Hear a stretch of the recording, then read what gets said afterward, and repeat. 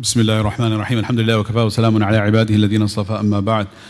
So we've been discussing the Asbāb al-Nuzūl for the last few nights, different topics regarding Asbāb al-Nuzūl,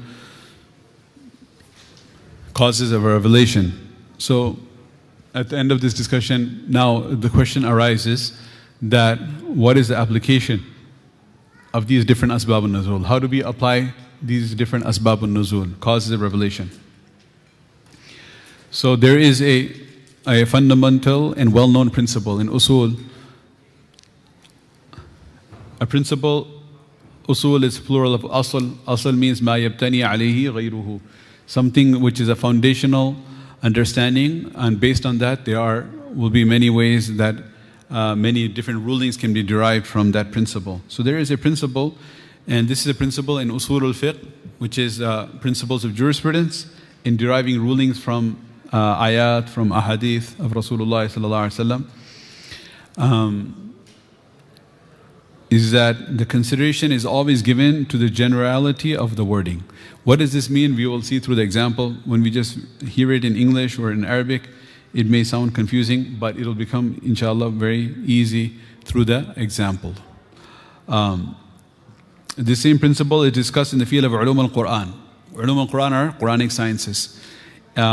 And this is very much so related, directly related to Asbāb al-Nuzūl. So this is the key rule here. Al-ibratu bi'umum al-lawd la bi khusus al-sabab. Which means that the generality of the wording of the ayah will be considered. This is not a literal translation. This is a mafhum of it, the meaning, understanding of it. If you try to translate it literally, it will be even more confusing. It's confusing as it is. Right? So the generality of the wording of the ayah will be considered. When we take an ayah, we look at the general meaning of it. And the interpretation is not going to be limited to the specifics of the cause. So, for example, you have Uqba bin Abi Mu'ayt, and he invited people to his home, and he was very happy that he had a huge profit in his business, and the leaders of the Quraysh were invited. Muhammad sallallahu alaihi wasallam, Nabiyuna sallallahu alaihi wasallam, was also invited because he was the leader of the Banu Hashim. But Nabi sallallahu alaihi wasallam told him that I'm not going to eat from your food until you recite the kalima. So he felt very embarrassed if Nabi sallallahu alaihi wasallam would leave his home without eating, because this would be a sign of disgrace and humiliation for him. So at a particular moment, he recited the kalima, and he said, okay, fine, now you go ahead, eat. Afterwards, his friend Ubay ibn Khalaf heard about this, and he said, how dare you recite the kalima? I promise I will never speak to you again. And he told his friend that, no, I didn't mean it, I just said it to please the Prophet ﷺ temporarily, just so that he would eat the food. But he said, no, I'm not going to believe in that until na'udhu billah, thumma na'udhu billah, you spit on his face in a public gathering by the Kaaba. And he did this foul act to please his friend. So Allah subhanahu wa ta'ala, when He revealed an ayah about this in Surah Al-Furqan, wherein Allah subhanahu wa ta'ala says, وَيَوْمَ يَعَضُّ الظَّالِمُ عَلَى يَدَيْهِ. On that day, the zalim who did this great act of injustice and oppression, he will be not only biting his fingernails or the anamil, the tops of his fingers, nor asabi', the entire finger, but rather yadayhi. He will be chewing up his hands. And yadun means from the fingertips all the way to the armpit, till the shoulder, till the joint. This whole extended limb is called the hand, yad in Arabic. وَيَوْمَ يَعَضُّ الظَّالِمُ عَلَى يَدَيْهِ. Not anamil, not asabi', but all the way yadayhi, his whole hand. يقول, and he will say, يا ليتني اتخذت مع الرسول سبيلا. Oh, I wish I had adopted the path of the messenger. يا ليتني لم أتخذ فلانا خليلا. Oh, I wish I had not made so and so as my friend. لقد أضلني عن الذكر بعد إذ جاءني. He is the one who led me astray after I had come onto the right path. He had initially recited the kalima just to please Rasulullah, but if he kept up with it, he could have been a sahabi. But his friend told him to go spit on the face of Rasulullah, and he did that. I will not speak with you until you do this act, and he did that act. Na'udhu billah. So he became accursed and mal'oon. So this is an example, right? I gave a very simple story that it's not as complicated as some of the examples that are in the books or maybe coming, in fact. So this is a very simple one. We may have heard this many times. This is one of the common ayat and stories that we share when we do the youth halaqas, when you're talking about positive peer pressure and negative peer pressure. It's a story from the Quran that is often repeated. And we remind the youth, but positive and negative peer pressure is not just for kids, it's for all of us. So if we have a bad friend, the bad friend can, take us in the wrong direction. Al-maru ala dini khalilihi. A person is on the deen of his friend. فَلْيَنْظُرْ أَحَدُكُمْ مَنْ يُخَالِلْ. So be careful who you adopt as your friend.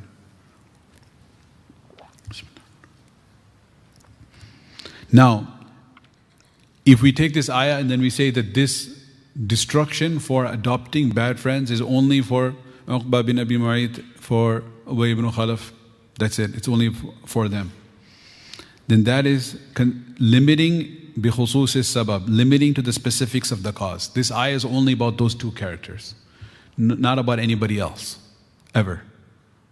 Do you think, does that make sense? Would that be the purpose? No. What do? We look at the umumul lafz, or bi umumil lafz. We look at the generality of the wording of the ayah. Okay?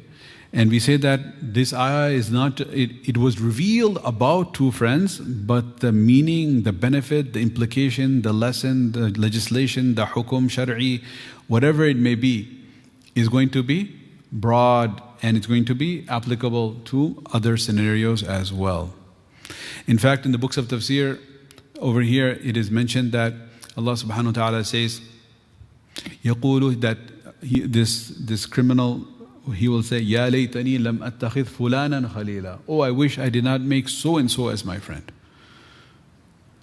His name could have been mentioned, like Fir'aun's name is in the Quran, Abu Lahab, his name is in the Quran. So Ubay ibn Khalaf's name could have been in the Quran. But Allah Ta'ala uses the word fulanan, which means so and so. It's ambiguous, because whoever has a evil friend, then that name can be fill in the blank. It is like a placeholder, it's like a template. You fill in the blank. Ya laytani lam attakhidh, whoever. I don't want to give any name because it may belong to someone. But in Arabic, whenever they have to give examples, it's Zayd, Amr, and Bakr. If they need a fourth character, it's always Khalid, like Daraba Zaydun Amran. So, like Tom, Dick, and Harry in English. So it's Zayd, Amr, Bakr, and sometimes Khalid comes around. So over here you can say, Ya laytani lam attakhiz Zaydan, Ya laytani lam attakhiz Amran, Ya laytani lam attakhiz Bakran, Ya laytani lam attakhiz Khalidan. I wish I did not have these people as my friend. Or I get, Ya laytani lam attakhiz Christopher, Jonathan, or something else, John or Mike, Khalilan. I wish I did not make them my friend, because they have led me astray. So if we go with the umum al-lafz, we go with the generality of the meaning, the generality of the wording of the ayah will be considered, and the interpretation will not be limited to the specifics of the cause. Now we read the sentence again. Does it make more sense? It makes more sense perhaps, hopefully, than the first time. So those who understood can explain to those who didn't. Okay. Then we go on, is that breakdown of this is, it gives not too much complicated. We try to make it as easy as possible. There's two scenarios now. First of all, before we move into this, is that we just talked about the fact that we're going to take the meaning from the ayah and we're going to generally apply it. We're not going to limit it. And so a heads up about the next slide is that when we take the meaning from the ayah and we make it more general and we include other scenarios, right? How far can we take it? Right? That's the heads up about the next two. Sometimes we can extend it to a certain extent by saying that this story is not related to this particular individual. It could be any other individual who is in the same scenario, who follows the same story or the same conditions apply. We'll extend it to any other individual. So you extend it to a certain level. And then there's another scenario where you can extend it even beyond. Even beyond. Okay?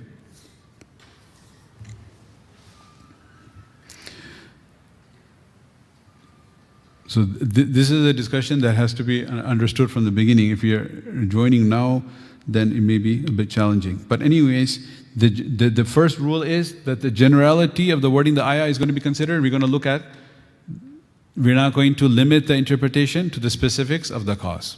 If there's a story about two friends in the Quran, Uqba bin Abi Mu'ayth and Nadr ibn al-Haris, that he spat on the face, he made him spit on the face of Rasulullah. Allah subhanahu wa ta'ala says, oh, I wish I did not make so and so my friend. So this ayah is not going to be limited to those two characters. It's going to be taken till the Day of Judgment regarding any bad friend. Okay?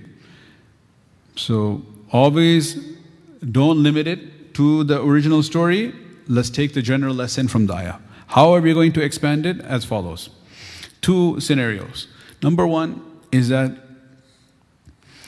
if the sabab is specific to the scenario mentioned in the ayah, it's very, very specific.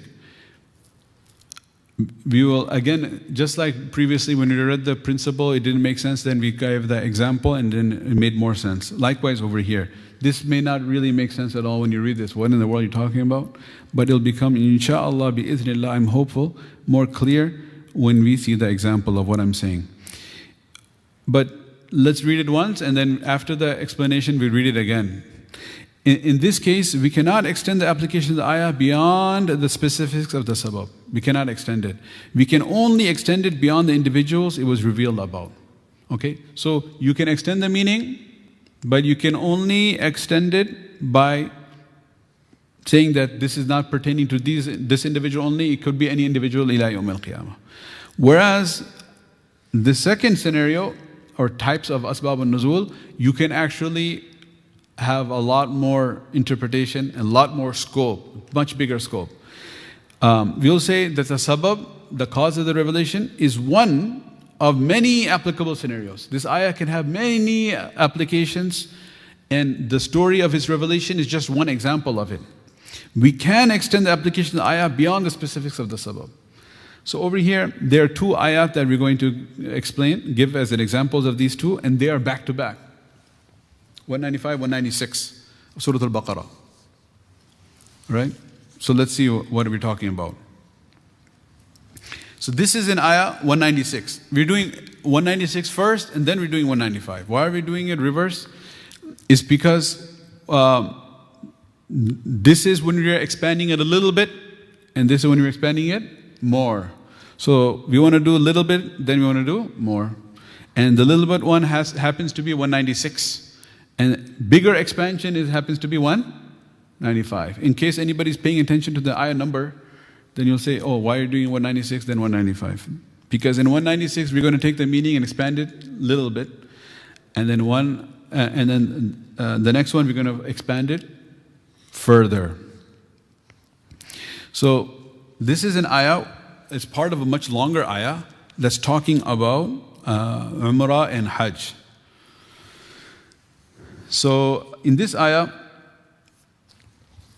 Allah subhanahu wa ta'ala is speaking about Ihram and the injunctions of Ihram. وَأَتِمُّ الْحَجَّ وَالْعُمْرَةَ لِلَّهِ. So the ayah is quite long. Talks about what are the rulings.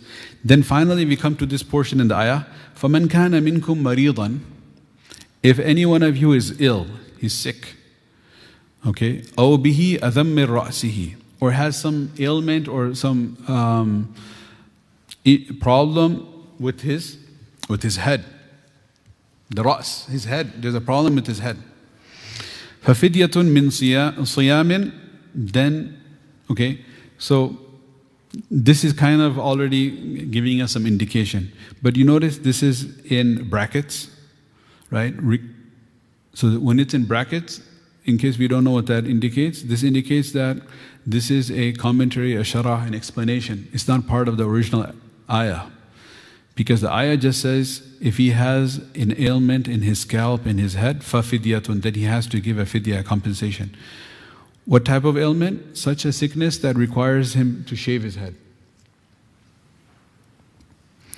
فَفِدْيَةٌ مِّن صِيَامٍ, then he has to give a compensation by fasting, أو صدقة, or he has to give charity, أو نسuk, or sacrificial offering, meaning a goat.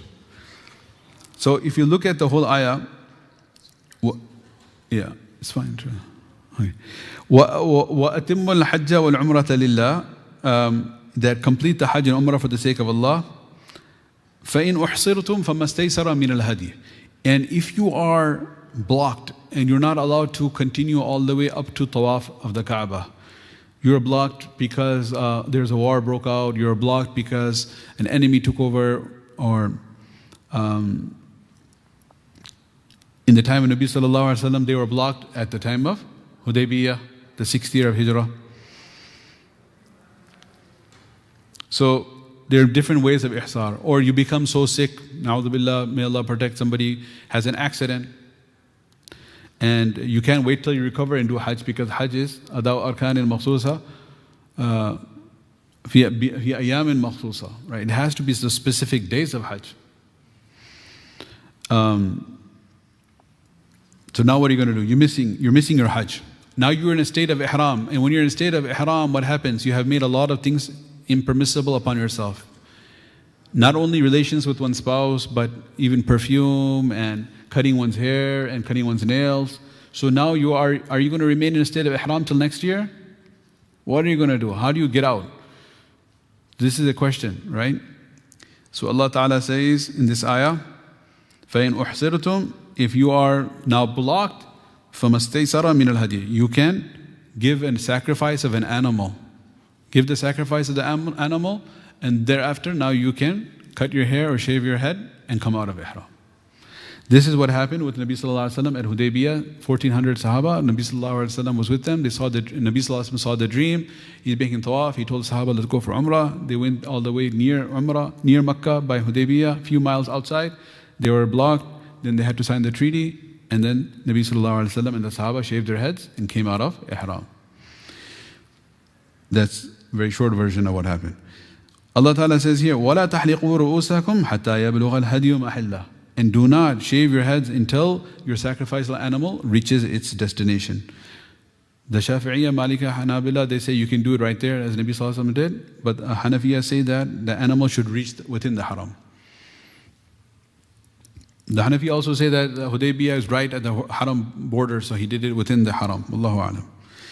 فَمَنْ كَانَ مِنْكُمْ مَرِيضًا أَوْ بِهِ أَذًى. This is where this part comes in now. If anybody is sick or he has some in his scalp some ailment, فَفِدْيَةٌ مِّن صِيَامٍ أَوْ صَدَقَةٍ أَوْ نُسُكٍ. Then he can give compensatory payment, right? So this ayah, I said, is long because it continues after this, but it's not related to what we are talking about. Now what happened here, the story is, the hadith regarding this is the hadith of Ka'b ibn Ujrah radiyallahu ta'ala anhu. When he was afflicted with lice, not just some little bit, but it was very, very bad.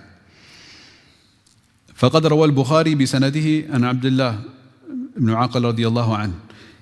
It's narrated in Sahih al-Bukhari from Abdullah رضي الله عنه قال جلست إلى كعب بن عجرة. I came myself to Ka'b ibn Ujrah. In another narration, it gives the detail in Kufa, in Iraq, in the masjid. I met him, I went up to him.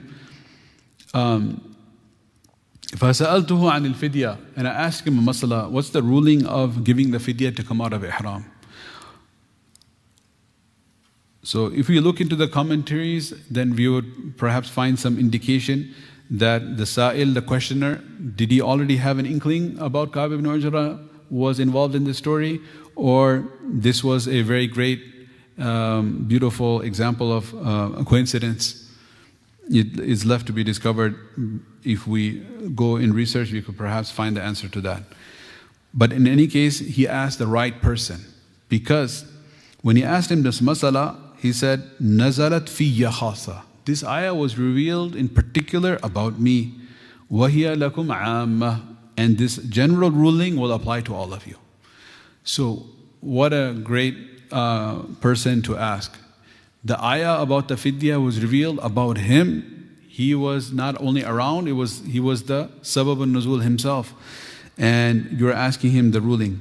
He says, حُمِلْتُ إِلَىٰ رَسُولِ اللَّهِ صَلَّى اللَّهُ عَلَيْهِ وسلم. I was carried to Nabi sallallahu alayhi wa sallam. وَالْقُمَّلُ يَتَنَاثَرُ عَلَى وَجْهِهِ. And the lice, they were filled with my hair and they were dripping all over my face and dropping off of me. I know may sound horrific to the young kids, but they're all fast asleep perhaps, right? Okay, so the kids are so hypersensitive, they'll be, oh, gross or something, right?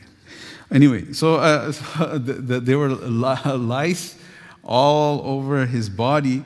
It comes to another place that there was some firewood and he was cooking. There's multiple hadiths about this.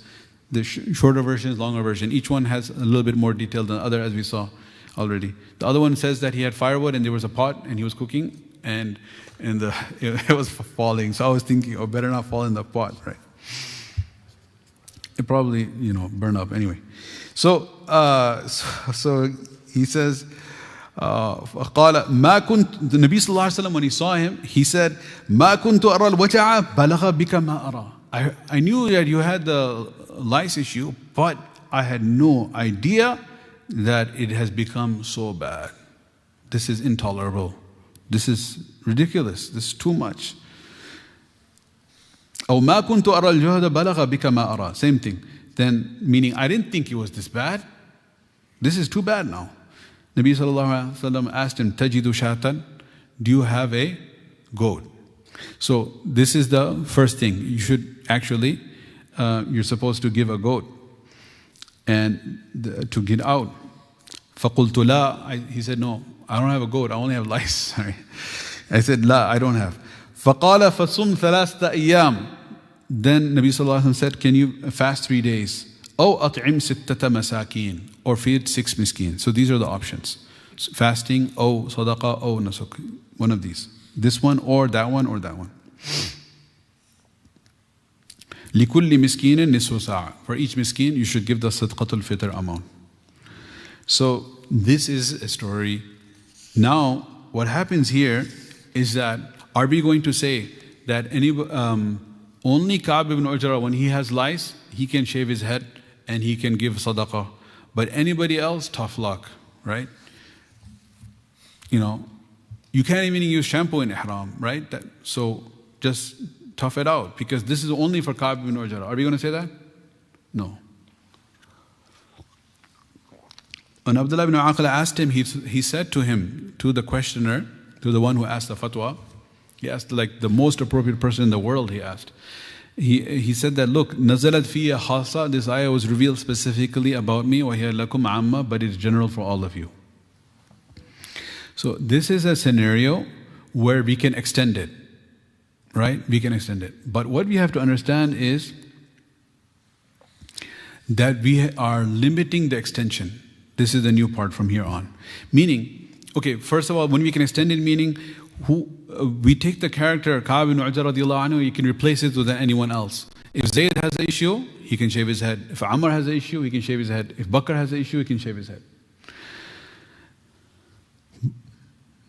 Now, that's all. The character, the individual can be anyone ila yawm al-qiyamah.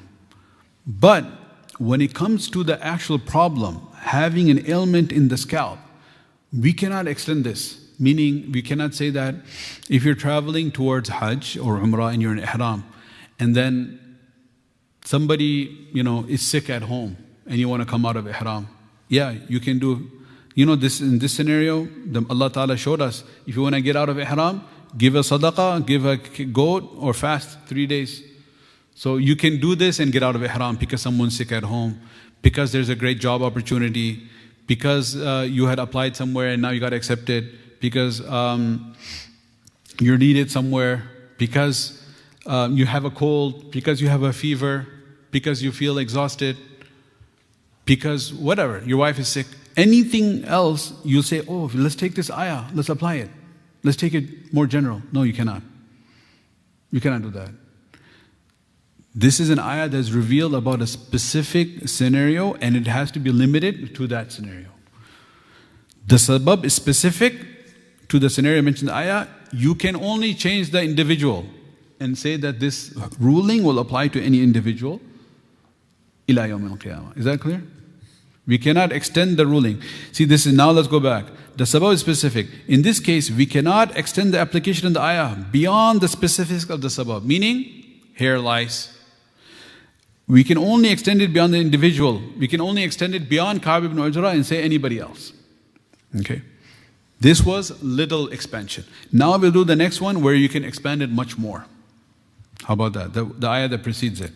This is the ayah Allah Ta'ala says in 195 of Baqarah.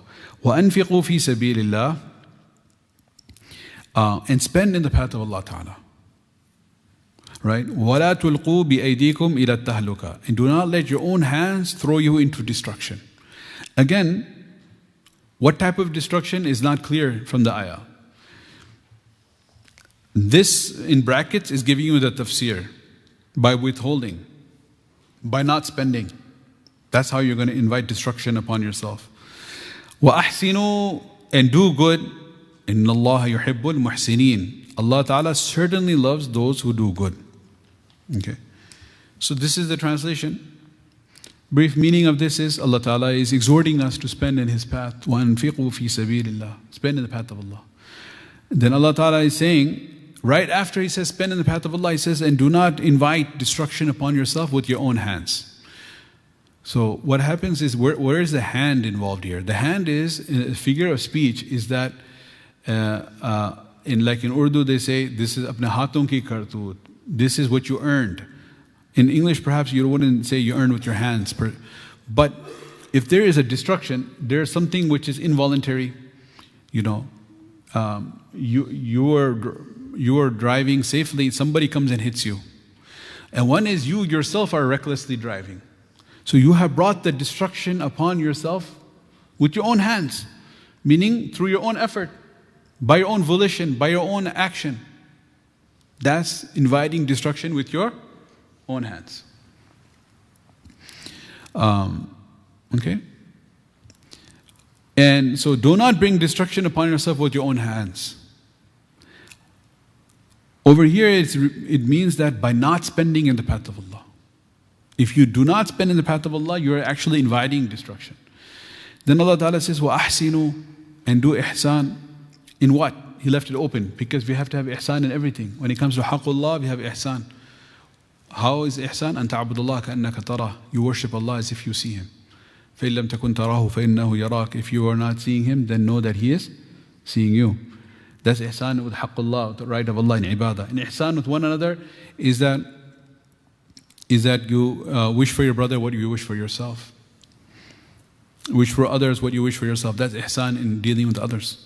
Because verily Allah, yuhibbul muhsineen, loves those who do ihsan. Now, we have to go and see what's next? The Asbāb al-Nuzūl, right? That's the pattern we've been having every night. So, the Asbāb al-Nuzūl here, subhanallah. First, the brief one is Rawah al-Bukhari an Hudhayfa ibn al-Yaman wa maraduhu. He says that this is regarding spending.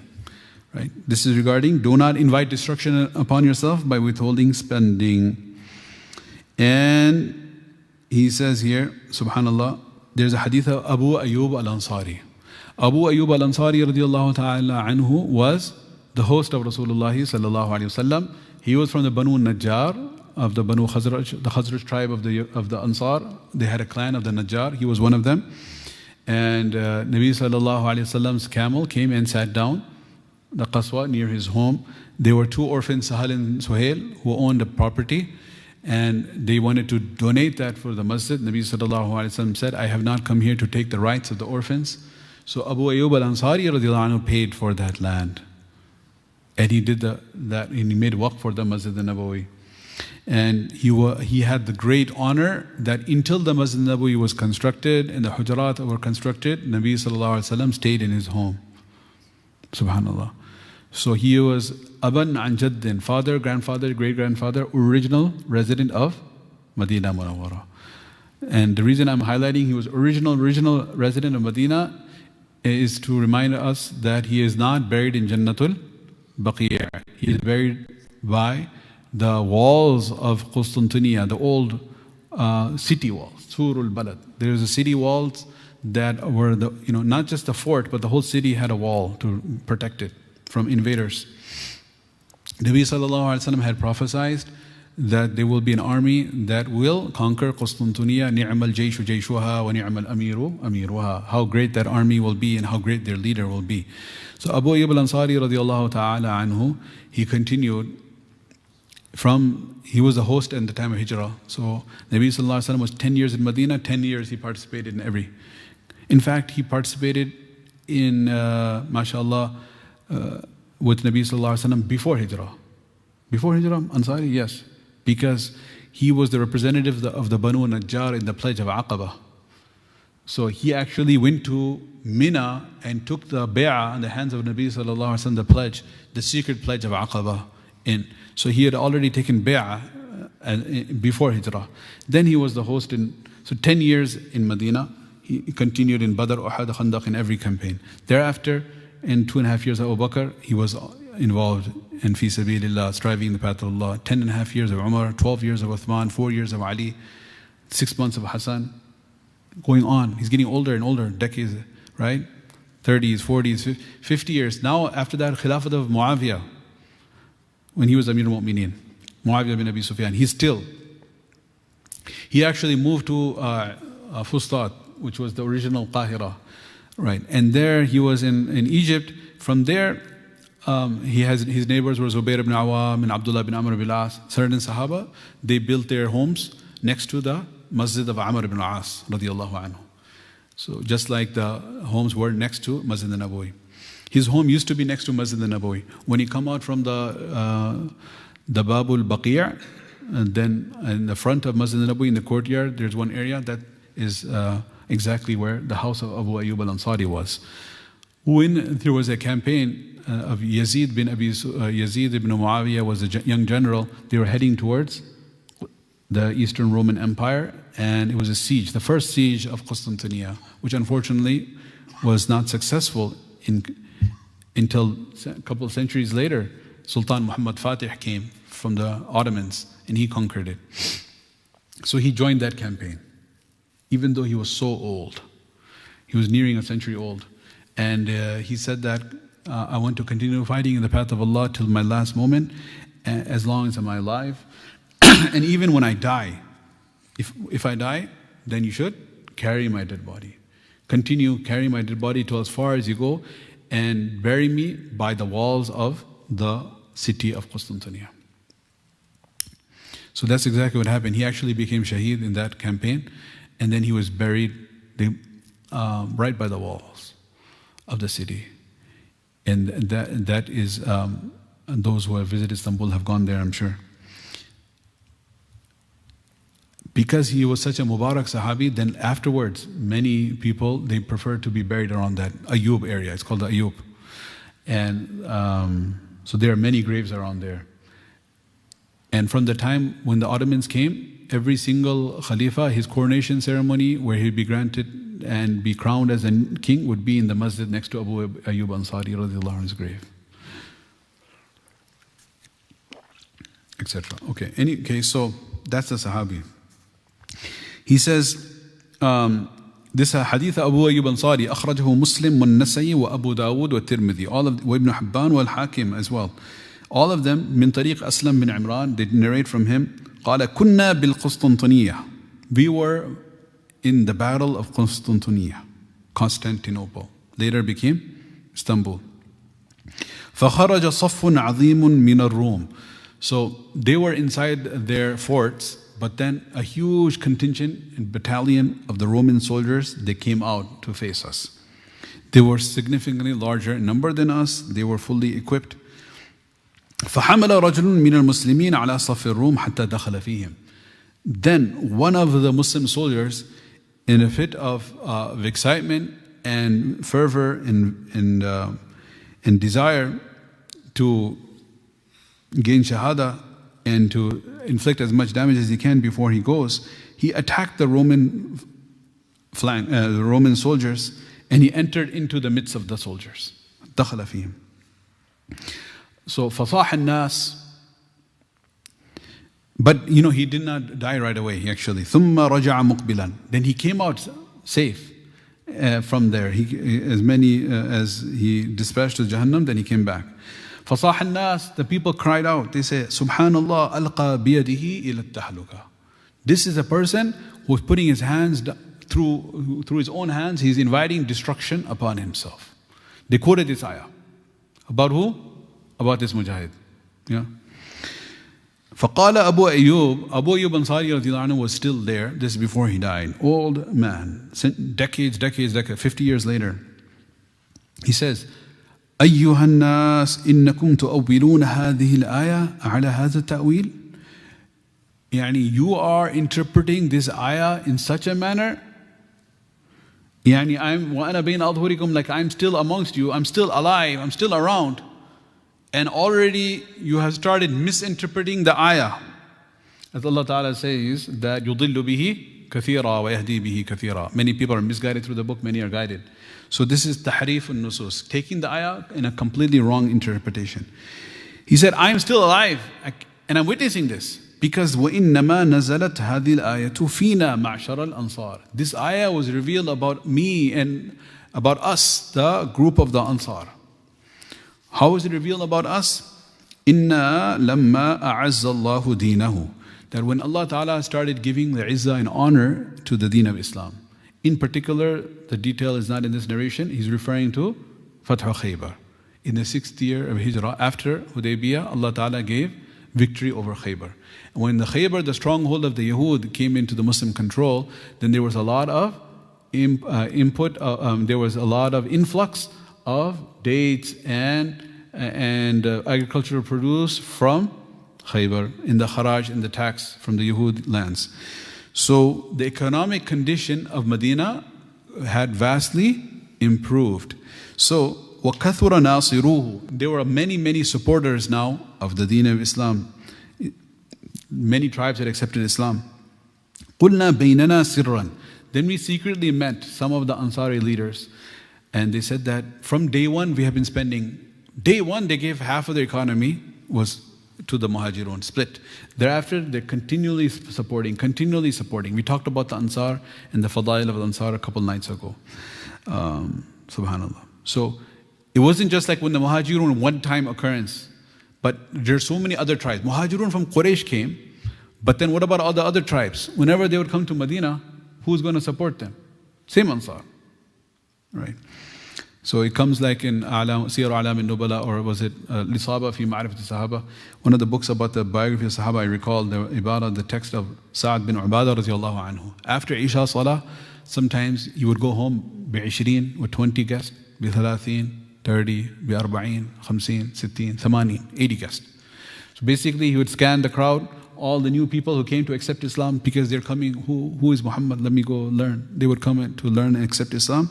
He would take them home and feed them. So they've been doing this, and now what happened? إِنَّ أَمْوَالَنَا قَدْ ضَاعَتْ.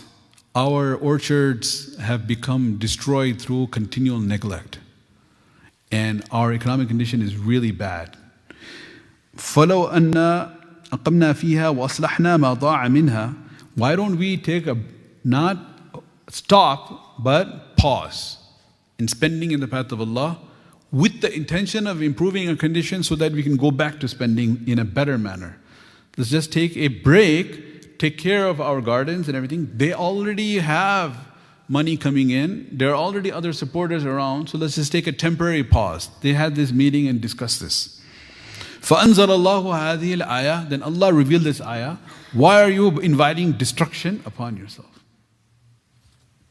Subhanallah. I mean, the lesson from that, it's own, but we were talking about a particular usul here, but just think about that for a moment. That pausing, spending in the path of Allah is inviting destruction upon oneself. فَكَانَتِ التَّحْلِكَ. The actual destruction is stopping الَّتِي أَرَدْنَاهَا, the one we had intended. There are more hadith about this, but I think I'm going to stop with that because we have to go back to the actual principle that I'm talking about. Now, what happens here is, how is this different from the previous one?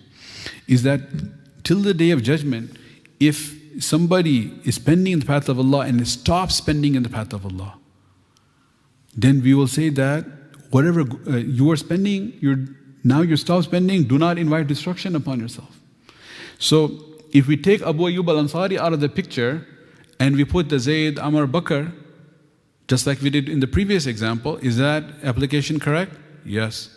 We could say that anybody who's spending the path of Allah and then he stops, he's potentially inviting destruction of Allah Ta'ala.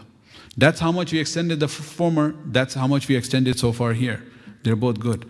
But the additional expansion we can do here is that this inviting destruction upon oneself is not limited to stopping spending in the path of Allah. It's also tarkul amr bil ma'roof wa nahy anil munkar. It's also involving in riba. It's also stopping inviting towards good, stopping forbidding evil, getting involved in riba. All of these different forms of disobedience of Allah subhanahu wa ta'ala is inviting destruction upon oneself. From a spiritual perspective. From a physical perspective, taking drugs, taking alcohol, reckless driving. All of these are what? Inviting destruction upon oneself. Right. So we are expanding it. Remember in the previous scenario, we didn't say, oh, if you're sick, you can shave your head. Or if your wife is sick, or you're missing out on a party, you're missing your friends, you change your mind. You couldn't do that over there. But over here, you can.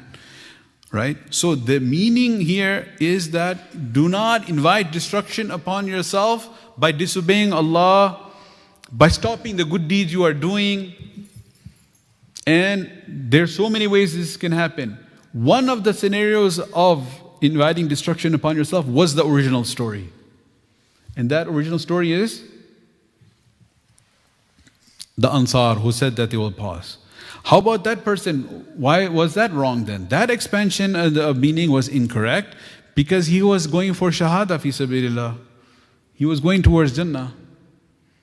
So that's why Abu Ayyub al-Ansari radiallahu anhu stopped them and said, hey, why are you talking about this? You are putting the ayah in the wrong, applying the ayah incorrectly.